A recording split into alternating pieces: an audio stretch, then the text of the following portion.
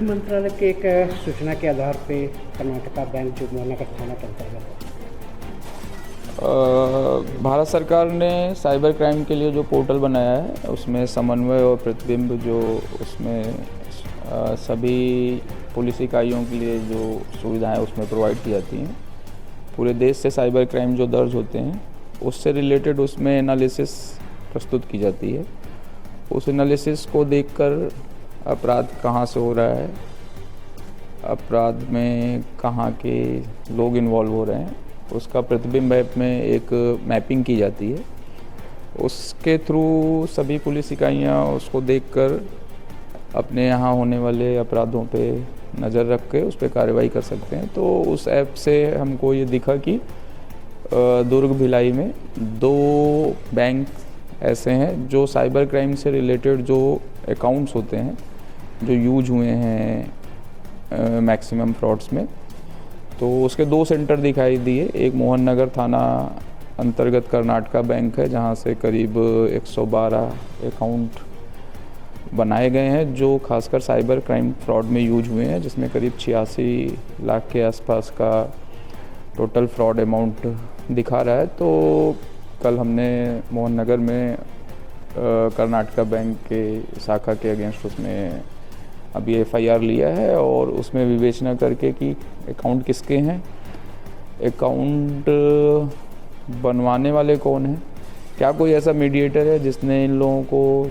बहला फुसला के इनके अकाउंट बनाया है, क्या बैंक की मिली भगत है जिन्होंने कुछ न कुछ इसमें सुविधा लेकर बैंक अकाउंट बनाने में या तो ढिलाई की है या कोताही बरती है। तो वो जांच में है और उसके खिलाफ कार्रवाई करेंगे। और ऐसा ही आज एक हमने और प्रकरण दर्ज किया है जो दूसरा सेंटर प्रतिबिंब ऐप में दिखा था, खासकर फेडरल बैंक सुपेला दक्षिण गंगोत्री ब्रांच जो है, जहाँ पे 105 अकाउंट में करीब 1 करोड़ 1 लाख के आसपास का साइबर क्राइम फ्रॉड का ट्रांजैक्शन दिखा रहा है। तो उस पर भी आज अपराध दर्ज हुआ है और सेम यही प्रक्रिया करते हुए कि बैंक अकाउंट किसके थे और उनके माध्यम से कि किसने उनको प्रमोट करके कि आपका बैंक अकाउंट बनवाना है और बैंक अकाउंट कैसे उन्होंने किसको दिया, वो मीडिएटर कौन था जिसने इसको साइबर फ्रॉड में यूज किया है और क्या बैंक की इसमें मिली भगत और सहभागिता है, वो जांच के विषय में है।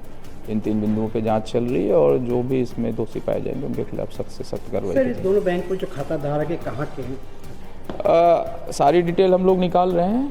ज़्यादातर लोग अभी जो प्रथम दृष्टया दिख रहे हैं वो दुर्ग भिलाई के दिख रहे हैं, बट जैसा मैंने बोला कि ये जांच का विषय है कि खाता धारकों से खाता किसने बनवाया और वो खाते उठ के किसके पास गए और क्या बैंक की इसमें सहभागिता है, क्या उन्होंने जो खाता खुलने के लिए मानदंड होते हैं उनको पूरा किया कि नहीं किया, उसके जांच का विषय और जांच करके इसको हम अंजाम तक ले जाएंगे। इस लेन देन के संबंध में क्या जानकारी क्या है?